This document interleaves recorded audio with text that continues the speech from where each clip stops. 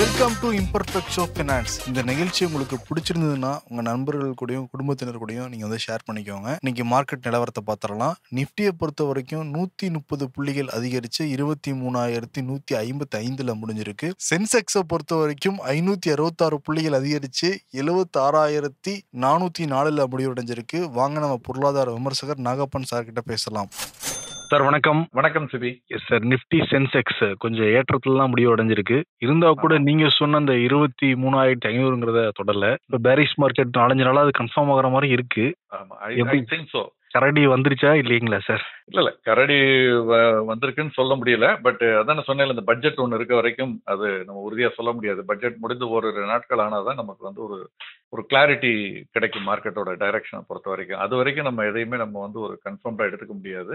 அது ஒரு major event பட்ஜெட்டுங்கிறது. So அதை நம்ம மனசுல வச்சுக்கணும். இன்னைக்கு கூட நீங்க 566 பாயிண்ட் சென்செக்ஸ் ஏறி இருக்கு அப்படின்னா, இந்த 566 பாயிண்ட் எதுல ஏறி இருக்குன்னா ஒரு 5-6 ஸ்டாக்ல தான் ஏறி இருக்கு. Infosys, IT stock, banking stock. அதுல மெயினா வந்து HDFC Bank, Kotak Bank, ICICI Bank, Bajaj Finance, BFSI செக்டர்ல இது. ஐடில இன்ஃபோசிஸ், டிசிஎஸ், இந்த ஒரு ஹெச்சிஎல் டெக், டெக் மஹிந்திரா, இந்த ஒரு 5, 6 அல்லது 7 இந்த பங்குகளுடைய விலை ஏற்றத்தினால மட்டுமே இந்த ஒரு 500 புள்ளிகளுக்கு மேலான சென்செக்ஸினுடைய ஏற்றம் இன்னைக்கு இருக்கிறத பார்க்க முடிகிறது. மற்ற ஸ்டாக்ல ஏறலையான்னு கேட்கலாம். நீங்க சென்செக்ஸ் எடுத்துக்கிட்டா 30ல வந்து 9 பங்கு தான் வீழ்ச்சி, பட் 21 பங்கு ஏறி இருக்கு. பட் அதெல்லாம் ரொம்ப மைனர் ஏற்றம். அதனுடைய வெயிட்டேஜ் இருக்கு இல்லையா இண்டெக்ஸ்ல, அது ரொம்ப கம்மி. ஸோ வெயிட்டேஜ் இதுதான் மெயினா ஏறி இருக்கு. பட் பிராடர் மார்க்கெட்டுமே பாத்தீங்கன்னா வந்து நெகட்டிவ் ட்ரெண்ட்ல தான் இருக்கு. பிஎஸ்சியில வந்து இன்னைக்கு 4000க்கும் மேற்பட்ட பங்குகள் வணிகமா இருக்கு. அதுல 1100 பங்குகளுக்கு மேல அட்வான்ஸ். பட் ஆனால் அதை விட 2 மடங்குக்கு மேல வந்து டிக்ளைனா இருக்கு. 2831 பங்குகள். நிப்டியுமே வந்து 26 அட்வான்ஸ், 24 டிக்ளைனா இருந்தால் கூட, சமமா இருப்பது போல இருந்தால் கூட நிப்டியினுடைய போக்கு. பிராடர் மார்க்கெட் பாத்தீங்கன்னா என்எஸ்சியில 763 பங்குகள் மட்டும் தான் இன்னைக்கு அட்வான்ஸ். கிட்டத்தட்ட அதை விட 3 மடங்குன்னு சொல்லலாம். டிக்ளைன் வந்து 2000க்கும் மேற்பட்ட பங்குகள் வந்து இன்னைக்கு டிக்ளைன் ஆயிருக்கு. 52 வீக் லோ வந்து 155, ஹை 14 தான். லோயர் சர்க்யூட் ஹிட் பண்ணது 197, அப்பர் சர்க்யூட் ஹிட் பண்ணது 43 தான். ஸோ பல்வேறு பேராமீட்டர்ஸ்ல பார்த்தாலுமே ட்ரெண்ட் நிச்சயமா புல்லிஷா இல்ல. இந்த இண்டெக்ஸ் வந்து மிஸ்லீடிங்னு சொல்ல மாட்டேன். பட் அந்த இண்டெக்ஸ் அப்படியே ஃபேஸ் வேல்யூல நம்ம எடுத்துக்க கூடாது. பிகாஸ் இண்டெக்ஸை தாண்டி இருக்கக்கூடிய மற்ற குறியீடுகள், நிப்டி நெக்ஸ்ட் 50 இருக்கு இல்லையா, அது இன்னைக்கு கணிசமா இறங்கி இருக்கு. மிட் கேப் இறங்கி இருக்கு, ஸ்மால் கேப் இறங்கி இருக்கு. எல்லாமே 1% மேல இன்னைக்கு இறங்கி இருக்கு. இன்ஃபேக்ட் நான் சொன்ன மாதிரி செக்டர் பாத்தீங்கன்னா IT sector and pharma and bank, இது 3 தவிர மற்ற பெரும்பாலான செக்டர்ஸ் வந்து நெகட்டிவ்ல தான் முடிவடைஞ்சிருக்கு. இந்த 3 செக்டரும் இன்னைக்கு வந்து பாசிட்டிவா இருக்கிறது ஸ்பெசிபிக் ரீசன் இருக்குங்களா சார்? இது பாத்தீங்கன்னா அன்றாடம் நேற்று எது இறங்குச்சோ இன்னைக்கு ஏறுது, முந்தா நாள் எது இறங்குச்சோ அது நேற்றுக்கு இன்னைக்கு ஏறி இருக்கு. பேங்கிங் செக்டர் பாத்தீங்கன்னா 2 நாட்களுக்கு முன்பு இறக்கத்துல இருந்தது, அது ஏறி இருக்கு. அதே மாதிரி தான் ஐடி வந்து நேற்று இறங்கி இருந்தது, டிசிஎஸ் எல்லாம் இறங்கி இருந்தது, இன்னைக்கு ஏறி இருக்கு. ஸோ இது ஒரு ட்ரேடிங் ரேஞ்சுன்னு சொல்றது. நம்ம டிஸ்ட்ரிபியூஷன் சொல்லுவோம். பெரும் முதலீட்டாளர்கள் ஒரு லெவலுக்கு சந்தை போன பிறகு அவங்க பங்கை விற்கும் பொழுது தொடர்ந்து இறங்கும் போதுல இருந்தா விற்க முடியாது. ஸோ இப்படி ஏறுவதும் இறங்குவதும் ஒரு மாதிரியான ஒரு பிக்சர் இருக்கும் பொழுது முதலீட்டாளர்கள் கன்ஃபியூஸ் ஆகி சில சமயம் வாங்க வரலாம் அல்லது விற்க வரலாம். அது மாதிரியான ஒரு போக்கு தான் இப்ப இருக்கு. இது டிஸ்ட்ரிபியூஷன் ஃபேஸ் தான் நான் நினைக்கிறேன் தொடர்ந்து 3-4 மாதங்களாக. ஏன்னா இந்த மாதம் முழுக்க பாருங்க, பெரும்பாலான நாட்கள் எஃப்ஐஎஸ் வித்திருக்காங்க. வாங்கினது ரொம்ப ரொம்ப ஒரு குறைவான நாட்கள் தான் வாங்கியிருக்காங்க. பட் வித்தது தான் ரொம்ப பெரும்பாலான நாட்கள். வித்த குவாண்டமும் கணிசமாக அதிகமாக தான் வித்திருக்காங்க. வாங்கினது ரொம்ப குறைவு. கமாடிட்டி மார்க்கெட் சார், இந்த ட்ரம்ப் வந்தோடனே தங்கம் விலையில நிறைய மாற்றம் இருக்கும்னு எதிர்பார்த்தாங்க. இருந்ததுங்களா? தங்கம் மட்டும் இல்ல, கிரிப்டோவுமே பார்த்தா நேற்று ஏறி இருந்தது. பட் கிரிப்டோ இன்னைக்கு கொஞ்சம் கரெக்ஷன் ஆயிருக்கு சின்னதா. டாலர் கூட கொஞ்சம் கரெக்ஷன் ஆயிருக்கு. 109 தாண்டி 110 வரைக்கும் போனது. இப்ப 108க்கு கீழே வந்துருச்சு, 107.25. ஸோ டாலர் வீக்கன் ஆயிருக்கு. அதனுடைய தாக்கம் நம்முடைய ரூபாயிலையும் தெரியுது. ரூபாய் வந்து கொஞ்சம் ரெக்கவர் ஆயிருக்கு. டாலருடைய மதிப்பு ரூபாய்க்கு நிகராக கொஞ்சம் குறைஞ்சிருக்கிறத பார்க்க முடிகிறது. 86.30 இருக்கு. என்எஸ்சி கரன்சி மார்க்கெட்டை பார்த்தா 86.36 அப்படின்னு இருக்குது. கிட்டத்தட்ட ஒரு 20-25 பைசா குறைஞ்சிருக்கிறத பார்க்க முடிகிறது டாலருடைய மதிப்பு. ஸோ அதனுடைய தாக்கம் தங்கத்துல தெரிஞ்சிருக்கணும். பட் தெரியல. என்ன காரணம்னா, சர்வதேச சந்தையில தங்கத்தினுடைய விலை இந்த 2750 அப்படிங்கிற ஒரு டெக்னிக்கல் ரெசிஸ்டன்ஸ், அதை தாண்டி இப்ப வணிகம் ஆகிட்டு இருக்கு. அடுத்த ஓரிரு நாட்கள் இதே மாதிரி அந்த சோமா அந்த இடத்துல நின்னுச்சுன்னா, இங்கிருந்து அடுத்து மேலும் ஒரு 5-6% தங்கத்தினுடைய விலை அதிகரிப்பதற்கான வாய்ப்புகள் அதிகமா இருக்கதான் நான் நினைக்கிறேன். வெள்ளியுமே $31 அருகாமையில் வருது. 32 தாண்டினா புல்லிஷ் ட்ரெண்டுக்கு போகும். க்ரூட் குரூட் வந்து நேற்று $75 கிட்ட வந்தது, திரும்ப இப்ப ரெக்கவர் ஆயிருக்கு $76. ஏன்னா அமெரிக்கா அவர் சொல்லியிருக்காரு இல்லையா, கிரில் பேபி கிரில் சொல்லியிருக்காரு. அதாவது நிறைய அமெரிக்கால நிறைய ஆயில் கிரில் பண்ணி எடுக்க போறோம், எடுத்து உலகத்தை ஃபிளட் பண்ண போறோம் அப்படின்னு சொல்லிட்டு இருக்காருங்கிறதுனால, ட்ரம்ப் சொல்லியிருக்கிறதுனால கச்சாயினுடைய விலை இறங்கும்னு எதிர்பார்க்கப்பட்டது. அது நேற்று ஒரு நாள் இறங்குனதோட சரி, திரும்ப இன்னைக்கும் ரெக்கவர் ஆயிடுச்சு. இங்க MCX-லயும் $6,600 அப்படிங்கிற அளவுல வணிகமாகுது. வெள்ளி 92,000 தாண்டிடுச்சு. இங்க தங்கம் வந்து கிட்டத்தட்ட 80,000க்கு நெருங்கிட்டு இருக்கு, 79,500ன்னு இருக்கு. இது எல்லாமே முன்பேற வணிகத்துல உள்ள விலை தான் நான் சொல்றது, ஸ்பாட் மார்க்கெட் இல்ல. ஸோ ஓவராலா பாத்தீங்கன்னா கமாடிட்டி வந்து நேற்று வீக்கா இருந்ததுக்கு நேர்மாறா இன்னைக்கு வந்து கொஞ்சம் ஸ்ட்ராங்கா இருக்கு. இன்ஃபேக்ட் பிளாட்டினம்லாம் பாத்தீங்கன்னா தொடர்ந்து கடந்த ஒரு வாரமா ஏறிட்டு இருக்கிறத பார்க்க முடிகிறது சர்வதேச சந்தையில. தங்கம் மேலுமே அதிகரிப்பதற்கான வாய்ப்புகள் இருக்காதான் பொதுவாக கருத்து சந்தையில இருக்கு. இந்த என்எஸ்சியில இருந்து இந்த F&O பண்ற 16 கம்பெனிகளை நீக்க போறாங்கன்னு ஒரு செய்தி சார். ஏன் நீக்க போறாங்க? இது வந்து பீரியாடிக்கலா வந்து அவங்க வந்து ரிவ்யூ பண்ணுவாங்க. என்எஸ்சி செபி சில வரைமுறைகளை கொடுத்திருக்கு. அதன் அடிப்படையில் தேசிய பங்குச் சந்தையில தான் பெரும்பாலான டெரிவேட்டிவ்ஸ் வணிகமாகிறது. அவங்க அந்த வரைமுறைகளின் அடிப்படையில் இவங்களும் ஒரு இன்டர்னலா சில கண்ட்ரோல்ஸ் வச்சிருக்காங்க, செக்ஸ் அண்ட் பேலன்சஸ். அதன் அடிப்படையில் அதை பீரியாடிக்கலா அதுக்கு ஒரு கமிட்டி இருக்கு. அந்த கமிட்டி அதை ரிவ்யூ பண்ணுவாங்க. அது மாதிரி கடைசியா நவம்பர்ல பண்ணாங்க, உங்களுக்கு நினைவு கண்டர்ல ஒரு கிட்டத்தட்ட ஒரு 45 இதுல வந்து அவங்க வந்து futures and options contract introduce பண்ணாங்க.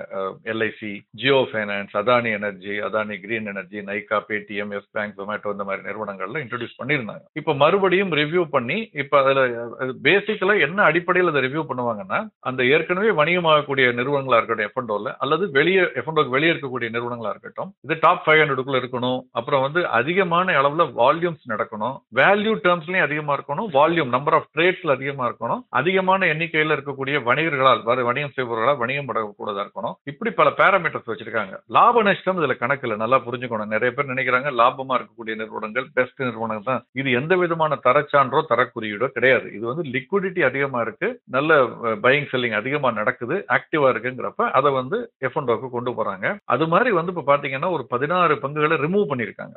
ஏற்கனவே அந்த அளவுக்கு லிக்விடிட்டி இல்ல, அல்லது அதை விட கம்பேரிட்டிவா மத்ததெல்லாம் இருக்குங்கிறதுனால ஒரு 6 பங்குகளை உள்ள கொண்டு வர்றாங்க. உள்ள கொண்டு வரக்கூடிய பங்குகள் பாத்தீங்கன்னா Castrol India, Gland Pharma, NBCC, Phoenix, solar industry, Torrent Power. இது எல்லாமே ஜனவரி 31 அப்பதான் அந்த அடுத்த அந்த F&O செக்மெண்ட்டினுடைய கரண்ட் இது முடிஞ்சு அடுத்தது ஆரம்பிக்கும். அப்ப அதுல இருந்து அதை வந்து உள்ள கொண்டு வராங்க F&O லிஸ்டுக்குள்ள. இந்த 6 பங்குகள் நுழையக்கூடிய அதே காலகட்டத்தில் 16 பங்குகளை வெளியே எடுக்கிறாங்க பிப்ரவரி 28ல இருந்து. அது இதே காலகட்டத்தில் இல்ல, ஜனவரி 31 இல்ல. அது வந்து ஏன்னா அது இப்ப நடப்பு கான்ட்ராக்ட் மெச்சூர் ஆகணும்ல, அதனால அதுக்காக பிப்ரவரி 28ல இருந்து ஒரு 16 பங்குகள். இன்ஃபேக்ட் நம்ம இங்க தமிழ் நம்ம ஊர் சன் டிவில இருந்து Navin Fluorine, doctor Lal PathLab, Ipca laboratories, Metropolis, India Mart, Gujarat நபுலா வேரி fertiliser, City Union Bank, Coromandel International, இதெல்லாம் Chennai based company. Coromandel International, City Union Bank, Bata India, Atul, Abbott, United Breweries, PVR INOX, இந்த நிறுவனங்கள் எல்லாம் பட்டியலை விட்டு வெளியே போகிறது. மார்க்கெட் கேப்ங்கிற ஒரு கிரைட்டீரியாவை வச்சிருக்கிறதுனால அது காரணமா கூட இருக்கலாம். ஏன்னா சந்தையில விலை இறங்கும் பொழுது மார்க்கெட் கேப் கிரைட்டீரியாவை இவங்க ஃபுல்ஃபில் பண்ண முடியாமல் போகலாம், லிக்விடிட்டியில எங்கேயாவது அடி வாங்கியிருக்கலாம். ஸோ இந்த மாதிரி காரணங்களால் இதெல்லாம் ரிமூவ் பண்ணப்படுகிறது. மார்க்கெட் ஒரு மாதிரி டல்லா தான் இருக்கு. இந்த சூழலோட IPO ரிலீஸ் ஆகுங்களா சார்? நிறைய வந்துட்டு இருக்குது. இப்ப பாத்தீங்கன்னா ஆமா தொடர்ந்து வந்துட்டு இருக்கு, அன்ஸ்டாப்பபிளா இருக்குது. கேபிட்டல் நம்பர்ஸ் இன்ஃபோடெக் அப்படிங்கிற நிறுவனம் வந்து $250 இருந்து $263 பங்கு விலை நிர்ணயம் பண்ணி 20ஆம் தேதி ஆரம்பிச்சிச்சு. இன்னைக்கு வந்து அது முடிவடையுது. அதனுடைய என்ன சொல்றது IPO இது வந்து இன்னைக்கு முடிவடைகிறது. அது ஃபுல்லி சப்ஸ்கிரைப்டு. இன்னைக்கு தேதிக்கு பாத்தீங்கன்னா 124 மடங்கு சப்ஸ்கிரைப் ஆயிருக்கு. 124 மடங்கு சப்ஸ்கிரைப் ஆயிருக்கு சார். ஆமா. அதை விட இந்த டென்டா வாட்டர் அண்ட் இன்ஃப்ரா சொல்யூஷன் ஒரு நிறுவனம், இந்த நிறுவனத்தினுடைய பங்கு வெளியீடு இன்னைக்கு தான் துவங்கி இருக்கு. இன்னைக்கு தான் துவங்கி நாளை மறுநாள் முடிவடைகிறது. பங்கு ஒன்றின் விலை 279 இருந்து 294 அப்படின்னு வச்சிருக்காங்க. இது வந்து இதுவுமே அகைன் பாத்தீங்கன்னா 16 மடங்கு. இது துவங்கிய முதல் 4 மணி நேரத்துல 10 மடங்குக்கு மேல சப்ஸ்கிரைப் ஆயிடுச்சு. ரீட்டைல், நான் இன்ஸ்டிடியூஷனல், QIB எல்லாமே ஃபுல்லி சப்ஸ்கிரைப்டு, ஓவர் சப்ஸ்கிரைப் ஆயிருக்குது. இன்னைக்கு துவங்கிய முதல் நாளே, இன்னும் 2 நாட்கள் இருக்கு, எப்படி இருக்குன்னு பார்க்கணும். அதே மாதிரி பாத்தீங்கன்னா CLN எனர்ஜி லிமிடெட்னு ஒரு நிறுவனம் வந்து நாளை அதனுடைய புதிய பங்கு வெளியீடு துவங்குகிறது. $235 குறைந்தபட்ச விலை, 250 அதிகபட்ச விலை. நாளை மறுநாள் வந்து GB லாஜிஸ்டிக் காமர்ஸ்னு ஒரு நிறுவனம் $95 இருந்து $102 விலைப்பட்டியல் வச்சிருக்காங்க. நாளை மறுநாள் துவங்கி 28ஆம் தேதி முடிவடைகிறது.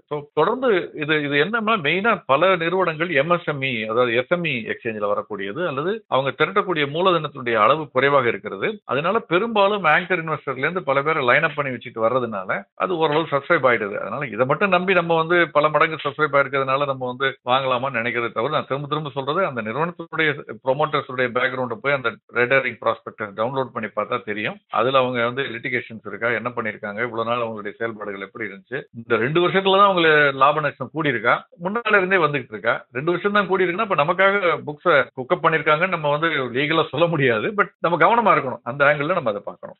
மார்க்கெட் வந்து டல்லா இருக்கவே எப்படி சார் கம்பெனில இருந்து தில்ல இறங்குறாங்க? இது எல்லாமே முன்னாலேயே பிளான் பண்ணி வந்தது. சோ இப்ப நிறுத்த முடியாது அவங்களால. ஏன்னா இதெல்லாம் நிறுத்த முடியாதுன்னு இல்லை, நிறுத்த விருப்பப்பட மாட்டாங்க. ஏன்னா ரெண்டாவது அவங்க இஷ்யூ சைஸே கம்மி. அதனால அவங்க ஆல்ரெடி இந்த இன்வெஸ்டர்ஸ் லைன் அப் பண்ணி வச்சிருப்பாங்க. ஆங்கர் இன்வெஸ்டர்ஸ்க்கு அப்புறம் ப்ரீ ஐபிஓன்னு இருக்குது, அதுல பிளேஸ்மெண்ட் இருக்கு. அதுக்கப்புறம் அவங்களே வந்து இந்த பங்குடைய விலை இறங்காம பாத்துக்குவாங்க. ஏன்னா அவங்களே நிறைய அப்ளை பண்ணி வாங்கி வச்சுக்கிறதுக்கு சான்சஸ் இருக்கு. ஸோ அந்த நம்பிக்கையின் அடிப்படையில தான் வர்றாங்க. அண்டர் ரைட்டிங்கும் இருக்கு. இது ஒருவேளை டிவால்வ் ஆனா நான் வாங்கிக்கிறேன்னு அண்டர் ரைட்டிங்கும் இருக்கு. மெர்ச்சன்ட் பேங்கர்ஸ் இருக்காங்க அதை அண்டர் ரைட் பண்றதுக்கு. அதன் அடிப்படையில தான் வர்றாங்க. இந்த டைம் கேப் மார்க்கெட் இறங்குன்னா திரும்ப ரெக்கவர் ஆயிடுங்கிற நம்பிக்கையில தான் நீங்க போய் ஃபைல் பண்றாங்க, செபிட்ட அனுமதி கேட்கறாங்க. பட் தொடர்ந்து 3 மாதத்துக்கு மேல 6 மாதங்கள் 7 மாதங்கள் 8 மாதங்கள் இப்படி இருந்ததுன்னா ஐபிஓட எண்ணிக்கை குறைவதற்கான வாய்ப்புகள் அதிகம். அது நம்ம போக தான் பார்க்கணும். மார்ச் ஏப்ரல் வரைக்குமே இப்படி இருந்ததுன்னா ஏப்ரலுக்கு மேல பாத்தீங்கன்னா அப்ப அதனுடைய எண்ணிக்கை குறைவதை நம்ம பார்க்க முடியும். 3-4 மாதங்கள்ல இந்த கால் எடுக்க மாட்டாங்க. ஹிந்துஸ்தான் அந்த பங்குல இருந்து ஏதோ டீமர்ஜர் ஆகுதுன்னு சொன்னாங்க, அது என்ன சார்? இந்துஸ்தான் யூனிலீவர் வந்து 3ஆம் காலாண்டு முடிவுகள் வெளியிட்டு இருக்காங்க. அவங்களுடைய நிகர லாபம் கிட்டத்தட்ட 19% அதிகரிச்சிருக்கு. சென்ற ஆண்டு இதே காலாண்டோடு ஒப்பிட்டு பார்க்கும் பொழுது கிட்டத்தட்ட 3000 கோடி 2984 கோடி லாபம் ஈட்டி இருக்கிறார்கள். இது சொல்லும் பொழுது அவங்க இன்னொரு விஷயத்தையும் சொல்லியிருக்காங்க. இதுல வந்து நம்ம ஒரு விஷயத்தை நம்ம கவனிக்கிறோம். 2984 கோடி லாபம் அப்படின்னு சொல்லிட்டு இது வந்து இதற்கு முந்தைய காலாண்டோடு ஒப்பிட்டு பார்த்தால் நம்ம வந்து 19% அதிகம்னு சொல்றோம். ஓகே, பட் அதுல ஒரு விஷயத்தை கவனமா இருக்கணும், உள்ள படிக்கணும். ரீட் இன் பிட்வீன் த லைன்ஸ்ங்கறாங்கல்ல, இதுல ஒரு 507 கோடிங்கிறது ஒரு எக்ஸெப்ஷனல் கெயின் அப்படின்னு ஒன்று குறிப்பிட்டிருக்காங்க. அது என்னங்கிறது அவங்களுடைய டீடைல் ரிப்போர்ட் வந்தா தெரியும். இந்த எக்ஸெப்ஷனல் கெயின் என்ன அப்படின்னு நீங்க புரிஞ்சுக்கணும்னா, இது ஒன் டைம் கெயின். இதை நம்ம தொடர்ந்து அடுத்தடுத்த காலாண்டுகள்லயோ அடுத்த ஆண்டுகள்ல வரும் நம்ம எதிர்பார்க்க முடியாது. உதாரணமா ஒரு கப்பல் போக்குவரத்து அதுல இருக்கக்கூடிய நிறுவனம் 10 கப்பல் வச்சிருக்காங்க. தேய்மானத்திற்கு பிறகு ஒரு கப்பல் ஒரு வருஷம் விற்கிறாங்கன்னா அதுல உங்களுக்கு ஒரு லாபம் வரும். அந்த லாபம் ஒன் டைம் இன்கம். டிப்ரிசியேட்டட் அசெட் வந்து 10 கோடினா விற்கிறப்ப 11 கோடினா அந்த 1 கோடி லாபம் வந்து அது ஒன் டைம் தான். வருஷம் கப்பல் வித்துக்கிட்டு இருக்க மாட்டாங்க. ஸோ எப்ப நம்ம ஆனுவல் ரிப்போர்ட் பார்க்கும் பொழுது அல்லது குவார்டர்லி ரிப்போர்ட் பார்க்கும் பொழுது இந்த ப்ராஃபிட் வந்து அவங்களுடைய கோர் பிசினஸ்ல இருந்து வந்ததா இல்ல அதர் இன்கமா, எக்ஸெப்ஷனல் கெயின் ஏதாவது இருக்கா அப்படிங்கறத பார்த்துட்டு அதை ரிமூவ் பண்ணிட்டு நார்மலைசிங்னு சொல்லுவோம். நார்மலைஸ் பண்ணி அந்த ப்ராஃபிட்டை பார்க்கணும். உதாரணமா இப்ப 2984 கோடி ப்ராஃபிட்னு சொல்றாங்க இல்லையா, இதுல வந்து நீங்க அந்த 507 கோடியை கழிச்சிட்டு 2400 சொச்சம் கோடி தான் லாபமா நம்ம பார்க்கணும். அப்படி பார்க்கும் பொழுது பெரிய ஒரு ஏற்றம் இல்லை. இதற்கு முந்தைய காலாண்டு ஒப்பிட்டு பார்க்கும் பொழுது அந்த அளவுக்கு பெரிய ஏற்றம் இல்லை. பிளாட் இதுதான். அதனாலதான் அந்த பங்கினுடைய விலையிலும் பெரிய மாற்றம் இல்லை. ஆனால் அவங்க ஒரு விஷயத்தை சொல்லியிருக்காங்க, என்னன்னா அவங்கள்ட்ட ஒரு ஐஸ்கிரீம் பிசினஸ் இருக்கு.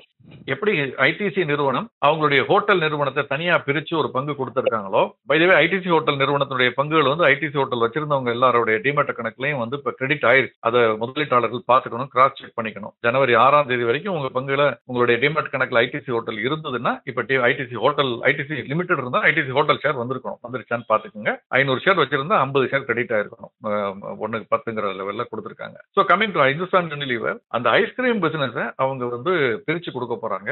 நீங்க இந்துஸ்தான் யூனிலீவர் பங்கு 1 வச்சிருந்தா அதற்கு இணைய அந்த ஐஸ்கிரீம் பிசினஸ் நிறுவனத்துடைய பங்குகள்ல ஒரு பங்கு உங்களுக்கு கொடுக்க போறாங்க. இதுக்கு இனிமே அதுக்குள்ள ரெக்கார்ட் டேட் மத்த இதெல்லாம் அனௌன்ஸ் பண்ணுவாங்க. நம்ம பொறுத்திருந்து பார்க்கலாம். ஐஸ்கிரீம் பிசினஸ்ங்கிறது பெருசாயிட்டே இருக்கு இல்லைங்க சார் இந்தியால? நிச்சயமா. ஏன்னா இங்க இருக்கக்கூடிய மாஸ் மார்க்கெட்ல அது வந்து ஒரு பெரிய ஈட்டிங் அவுட்ங்கிறது வந்து கான்செப்ட் வந்து 20 ஆண்டுகளுக்கு முன்பு பெரிய அளவுல கிடையாது. அது பெரும் பணக்காரர்கள் மட்டும்தான் அந்த மாதிரி இருந்தது. இப்ப நடுத்தட்டு மக்கள் நிறைய அளவுல பெரிய அளவுல வந்து வீக்கெண்ட் என்ன பண்றாங்க, இந்த வீக்கெண்ட் என்ன பண்றாங்கிற கேள்விலாம் இப்ப வராது. இந்த வீக்கெண்ட் என்ன பண்றாங்கிற கேள்வி இப்போ ஒரு 10-15 ஆண்டுகளா தான். அதுக்கு முன்னால வீக்கெண்ட்னா கோயிலுக்கு போவாங்க, அவ்வளவுதான். வெளியூர்ல இருக்கவங்க சொந்த ஊருக்கு போயிட்டு வருவாங்க, அவ்வளவுதான் வீக்கெண்ட்ல. இப்ப வீக்கெண்ட்னா என்ன, பார்ட்டி, ஐஸ்கிரீம் எல்லாமே இப்ப வந்துருச்சு. வெறும் டின்னர் முடிச்சிட்டு ஐஸ்கிரீமுக்கு மட்டும் மீட் அப்படின்லாம் ஒரு குரூப் அந்த மாதிரிலாம் வர்றாங்க இப்ப நம்ம பீச்சுக்கெல்லாம். ஸோ அது பெரிய பிசினஸ் தான். வேல்யூவேஷன் எப்படிங்கிறது நம்ம பார்க்கணும். எந்த மாதிரி ரேஷியோல பிரிச்சு கொடுக்குறாங்கிறத பார்த்துட்டோம். வேல்யூவேஷன் எப்படி இருக்குங்கிறது பார்க்கணும். வேற ஏதாவது கம்பெனில இருந்து Q3 ரிசல்ட் வெளியா இருக்குங்களா? HDFC வங்கி அதனுடைய 3ஆம் காலாண்டு முடிவுகள் வெளியா இருக்குது. அது வந்து பெரிய சொல்லிக்கிற மாதிரி இல்ல, ஒரு 2.2% அவங்களுடைய ஸ்டாண்டலோன் நெட் ப்ராஃபிட் வந்து 2.2% அதிகரிச்சிருக்கு, 16,736 கோடின்னு. பட் அவங்களுடைய நெட் இன்ட்ரெஸ்ட் இன்கம் சொல்லக்கூடியது கணிசமாக அதிகரிச்சிருக்கு, அது ரொம்ப முக்கியம். அதே மாதிரி அது 30,690 கோடி. நெட் இன்ட்ரெஸ்ட் மார்ஜின்ங்கிறது பிளாட் 3.4%. நெட் இன்ட்ரெஸ்ட் மார்ஜின்ங்கிறது அவங்க கடன் வாங்கி இருக்கக்கூடிய, அதாவது பிக்ஸட் டெபாசிட்ஸ்க்கு அந்த மாதிரி வாங்கி இருக்கக்கூடிய பணத்துக்கு கொடுக்கக்கூடிய வட்டியும் அவங்க கடன் கொடுக்கும் பொழுது வசூலிக்கக்கூடிய வட்டிக்கும் இடையிலான அந்த வித்தியாசம் பாத்தீங்கன்னா 3.4%. அதுதான் நெட் இன்ட்ரெஸ்ட் மார்ஜின்ங்கிறது. வங்கித்துறையில வந்து இது ஹையா இருக்கணும், இது 4% இருந்தா ரொம்ப நல்லது, 3% கீழே இருந்தா கொஞ்சம் கவனமா இருக்கணும். இது வந்து பிக்ஸட் பேராமீட்டர் இல்ல, என்னுடைய கருத்தை நான் சொல்றேன். இது மாதிரி நெட் இன்ட்ரெஸ்ட் இன்கம்ங்கிறது இதன் அடிப்படையில் வரக்கூடியது. அவங்க செய்யக்கூடிய மொத்த தொழில இந்த 3.4% அது வந்து 30,290 வந்திருக்கு. ஒரே ஒரு கவலை அளிக்கக்கூடிய விஷயம் சொல்ல முடியாது, பட் கவனத்தில் இருத்திக் கொள்ள வேண்டிய விஷயம் என்னன்னா, அவங்களுடைய கிராஸ் நான் பெர்ஃபார்மிங் அசெட்